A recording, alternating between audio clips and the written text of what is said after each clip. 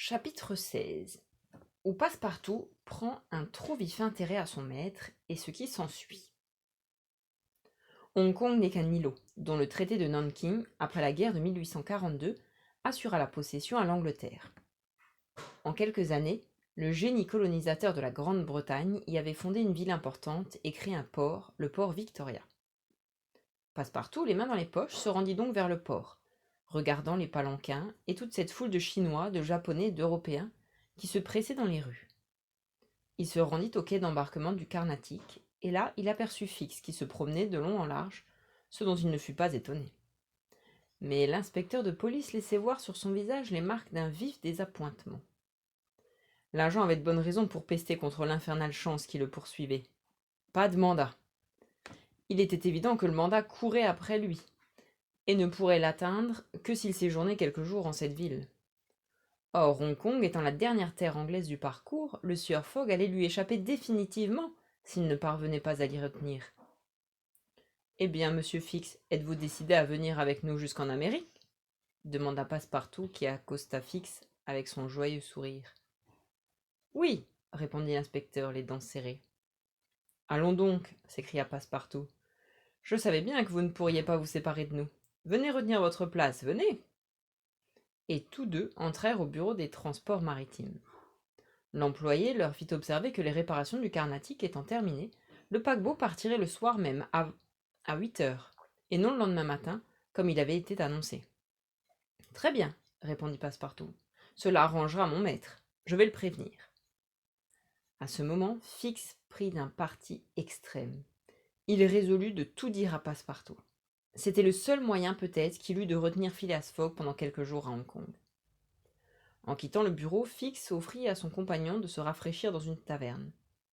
Passepartout avait le temps. Il accepta l'invitation de Fix. Une taverne s'ouvrait sur le quai. Elle avait un aspect engageant. Tous deux y entrèrent. On demanda 2 bouteilles de Porto, auxquelles le Français fit largement honneur, tandis que Fix, plus réservé, observait son compagnon avec une extrême attention. « J'ai à vous parler de choses sérieuses, dit-il. »« Des choses sérieuses ?» s'écria Passepartout en vidant quelques gouttes de vin. « Écoutez, dit Fix d'une voix brève. Écoutez-moi bien. Je ne suis pas ce que vous croyez. Bah, dit Passepartout en le regardant d'un air goguenard. Je suis un inspecteur de police, chargé d'une mission par l'administration métropolitaine. Vous, inspecteur de police? Le pari du sieur Fogg, reprit Fix, n'est qu'un prétexte dont vous êtes dupe, vous et ses collègues du Reform Club. Mais pourquoi? S'écria Passepartout. Écoutez, le 28 septembre dernier, un vol de 55 000 livres a été commis à la Banque d'Angleterre par un individu dont le signalement a pu être relevé. Or, voici ce signalement, et c'est trait pour trait celui du sieur Fogg. Allons donc, s'écria Passepartout en frappant la table de son robuste poing. Mon maître est le plus honorable homme du monde. Qu'en savez-vous? Répondit Fix. Vous ne le connaissez même pas. Vous êtes entré à son service le jour de son départ, et il est parti précipitamment, sous un prétexte insensé, sans mal, emportant une grosse somme en bank-notes. Et vous osez soutenir que c'est un honnête homme. Passepartout avait pris sa tête à 2 mains. Il n'était plus reconnaissable. Il n'osait regarder l'inspecteur de police. Phileas Fogg, un voleur, lui, le sauveur d'Aouda, l'homme généreux et brave? Et pourtant, que de présomption contre lui. Enfin, que voulez-vous de moi? Dit-il à l'agent de police. Voici, répondit Fix. J'ai filé le sieur Fogg jusqu'ici, mais je n'ai pas encore reçu le mandat d'arrestation que j'ai demandé à Londres. Il faut donc que vous m'aidiez à le retenir à Hong Kong. Jamais, répondit Passepartout, qui voulut se lever et retomba, sentant sa raison et ses forces lui échapper à la fois. Monsieur Fix, dit-il en balbutiant, quand bien même tout ce que vous m'avez dit serait vrai, quand mon maître serait le voleur que vous cherchez, ce que je nie, je suis à son service, je l'ai vu bon et généreux, le trahir, jamais, non, pour tout l'or du monde. Vous refusez? Je refuse. Mettons que je n'ai rien dit, reprit Fix, et buvons. Oui, buvons. Passepartout se sentait de plus en plus envahir par l'ivresse. Fix, comprenant qu'il fallait à tout prix le séparer de son maître, voulut l'achever. Aussi continua-t-il à l'enivrer jusqu'à ce que le pauvre domestique tombât endormi sur la table. Enfin, dit Fix en voyant Passepartout anéanti, le sieur Fogg ne sera pas prévenu à temps du départ du Carnatic. Et s'il part, du moins, partira-t-il sans ce maudit Français. Puis il sortit, après avoir balayé la dépense. Chapitre 17, dans lequel Fix entre directement en relation avec Phileas Fogg. Pendant cette scène qui allait peut-être compromettre si gravement son avenir, M. Fogg, accompagnant Mrs. Aouda, se promenait dans les rues de la ville anglaise. Depuis que Mrs. Aouda avait accepté son offre de la conduire jusqu'en Europe, il avait dû songer à tous les détails que comporte un aussi long voyage. Qu'un Anglais comme lui fît le tour du monde un sac à la main, passe encore. Mais une femme ne pouvait entreprendre une pareille traversée dans ces conditions. De là, nécessité d'acheter les vêtements et objets nécessaires au voyage. Les acquisitions faites, M. Fogg et la jeune femme rentrèrent à l'hôtel. Puis, Mrs. Aouda, un peu fatiguée, remonta dans son appartement. L'honorable gentleman, lui, s'absorba pendant toute la soirée dans la lecture du Times et de l'Illustrated London News. S'il avait été homme à s'étonner de quelque chose, c'eût été de ne point voir apparaître son domestique à l'heure du coucher. Mais, sachant que le paquebot de Yokohama ne devait pas quitter Hong Kong avant le lendemain matin, il ne s'en préoccupa pas autrement. Le lendemain, Passepartout ne vint point au coup de sonnette de M. Fogg. L'honorable gentleman se contenta de prendre son sac, fit prévenir Mrs. Aouda et envoya chercher un palanquin. Une demi-heure plus tard, les voyageurs descendaient sur le quai d'embarquement, et là, M. Fogg apprenait que le Carnatic était parti depuis la veille. Lui, qui comptait trouver à la fois et le paquebot et son domestique, en était réduit à se passer de l'un et de l'autre. Mais aucune marque de désappointement ne parut sur son visage, et comme Mrs. Aouda le regardait avec inquiétude, il se contenta de répondre. « C'est un incident, madame, rien de plus. » En ce moment, un personnage qui l'observait avec attention s'approcha de lui. C'était l'inspecteur Fix qui le salua et lui dit « N'êtes-vous pas, comme moi, monsieur, un des passagers du Rangoon arrivé hier ?»« Oui, monsieur, » répondit froidement M. Fogg. « Pardonnez-moi, mais je croyais trouver ici votre domestique. »« Savez-vous où il est, monsieur ?» demanda vivement la jeune femme. « Depuis hier, il n'a pas reparu. Se serait-il embarqué sans nous à bord du Carnatic ?»« Sans vous, madame ?» répondit l'agent. « Mais, excusez ma question, vous comptiez donc partir sur ce paquebot ?»« Oui, monsieur. »« Moi aussi, madame, et vous me voyez très désappointée. Le Carnatic, ayant terminé ses réparations, a quitté Hong Kong 12 heures plus tôt, sans prévenir personne. Et maintenant, il faudra attendre 8 jours le prochain départ. » En prononçant ces mots, 8 jours, Fix sentait son cœur bondir de joie. 8 jours. Fogg retenu 8 jours à Hong Kong. On aurait le temps de recevoir le mandat d'arrêt. Que l'on juge donc du coup d'assommoir qu'il reçut quand il entendit Phileas Fogg dire de sa voix calme. « Mais il y a d'autres navires que le Carnatic, il me semble, dans le port de Hong Kong. » Et M. Fogg, offrant son bras à Mrs. Aouda, se dirigea vers les docks à la recherche d'un navire en partance. Fix, abasourdi, suivait. On eût dit qu'un fil le rattachait à cet homme. Phileas Fogg, pendant 3 heures, parcourut le port en tous sens, mais il ne vit que des navires en chargement ou en déchargement et qui, par conséquent, ne pouvaient appareiller. Cependant, M. Fogg ne se déconcertait pas, et il allait continuer ses recherches quand il fut accosté par un marin. « Votre honneur cherche un bateau ?» lui dit le marin en se découvrant. « Vous avez un bateau prêt à partir ?» demanda M. Fogg. « Oui, votre honneur. Il s'agit d'une promenade en mer ?»« Non, d'un voyage. »« Un voyage ? Vous chargez-vous de me conduire à Yokohama ?» Le marin, à ces mots, demeura les bras ballants, les yeux écarquillés. « Votre honneur veut rire ?» dit-il. « Non, j'ai manqué le départ du Carnatic, et il faut que je sois le 14 ou plus tard à Yokohama, pour prendre le paquebot de San Francisco. »« Je regrette, dit le pilote, mais c'est impossible. Je vous offre 100 livres, 2500 francs par jour, et une prime de 200 livres si j'arrive à temps. »« C'est sérieux ?» demanda le pilote. « Très sérieux, » répondit M. Fogg. Le pilote s'était retiré à l'écart. Il regardait la mer, évidemment combattu entre le désir de gagner une somme énorme et la crainte de s'aventurer si loin. Pendant ce temps, M. Fogg s'était retourné vers Mrs. Aouda. « Vous n'aurez pas peur, madame ?» lui demanda-t-il. « Avec nous, vous, non, Monsieur Fogg, » répondit la jeune femme. Le pilote s'était de nouveau avancé vers le gentleman. « Eh bien, pilote ?» dit M. Fogg.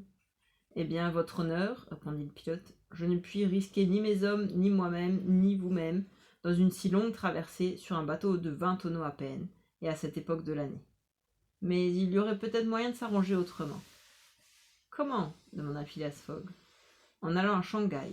Dans cette traversée, on ne s'éloignerait pas de la côte chinoise, ce qui serait un grand avantage. »« Pilote, » répondit Phileas Fogg, « c'est à Yokohama que je dois prendre la malle américaine, et non à Shanghai. »« Pourquoi pas ?» répondit le pilote. « Le paquebot de San Francisco ne part pas de Yokohama.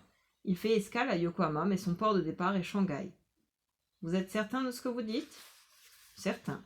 Et quand le paquebot quitte-t-il Shanghai ? » ?»« Le 11, à 7 heures du soir. Nous avons donc 4 jours devant nous. »« Et vous pourriez partir ? » ?»« Dans 1 heure, le temps d'acheter des vivres et d'appareiller. »« Affaire convenue. Vous êtes le patron du bateau ? » ?»« Oui, John Bunsby, patron de la Tankadère. »« Monsieur, » ajouta Phileas Fogg en se retournant vers Fix, « si vous voulez profiter... »« Monsieur, » répondit résolument Fix, « j'allais vous demander cette faveur. »« Bien, dans 1 demi-heure, nous serons à bord, » conclut Phileas Fogg. À 3h10, les voiles furent hissées. Les passagers étaient assis sur le pont. M. Fogg et Mrs. Aouda jetèrent un dernier regard sur le quai afin de voir si Passepartout n'apparaîtrait pas. Fix n'était pas sans appréhension, car le hasard aurait pu conduire en cet endroit même le malheureux garçon, et alors une explication eût éclaté dont le détective ne se fût pas tiré à son avantage. Mais le Français ne se montra pas. Enfin, le patron John Bunsby passa au large, et la Tankadère s'élança en bondissant sur les flots.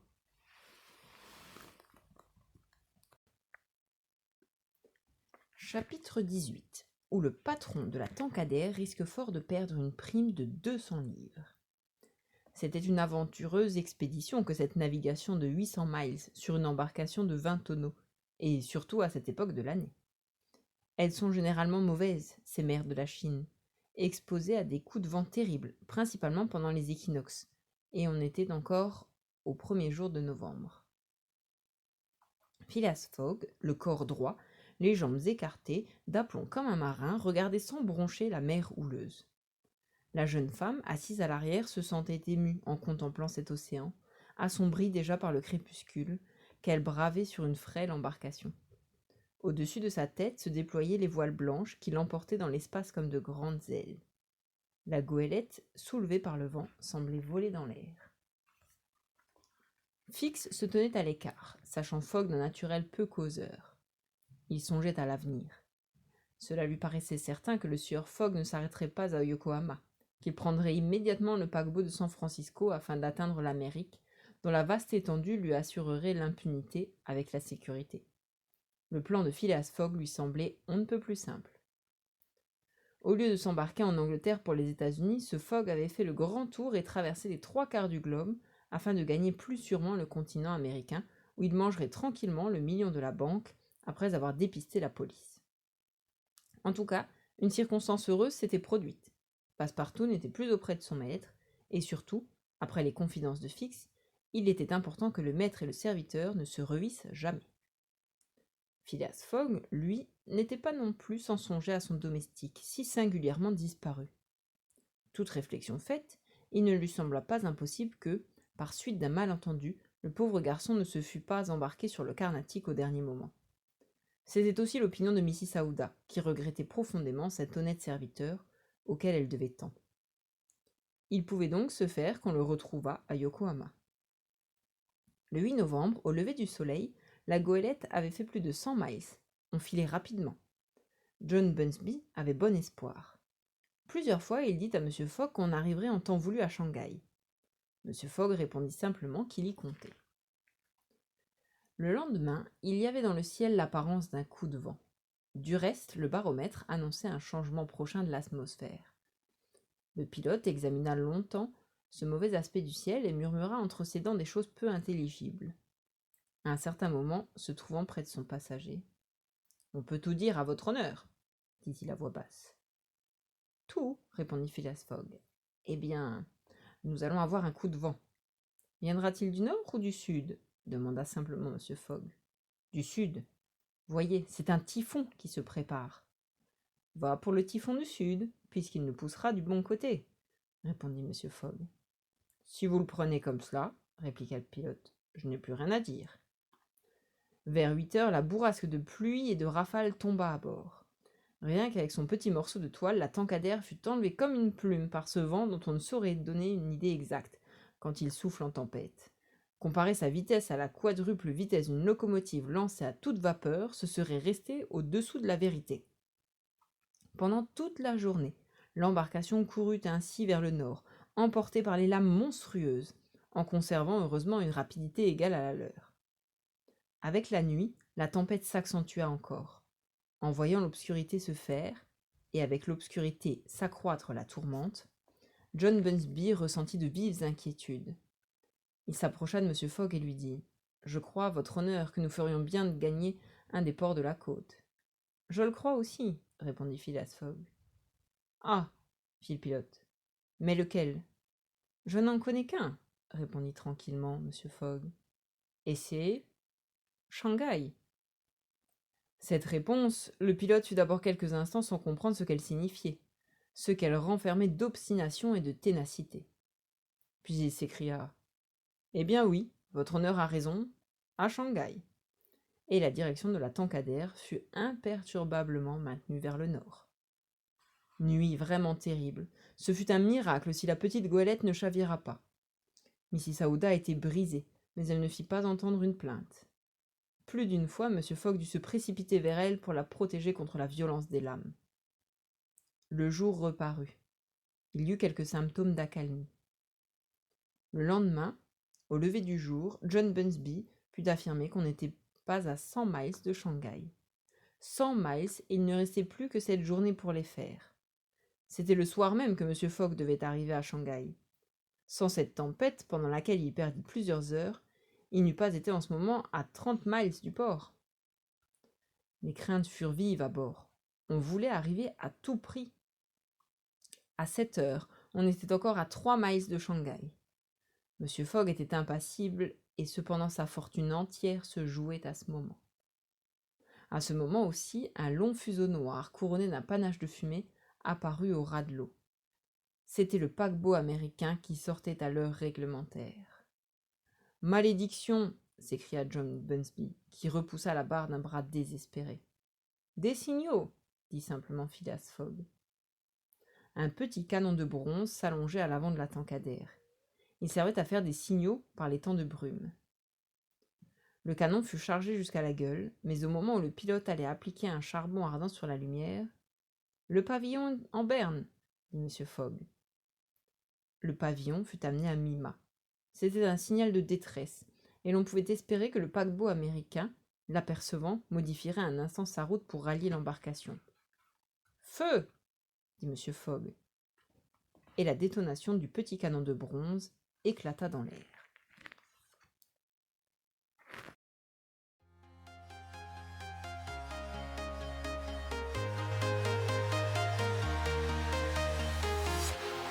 Walking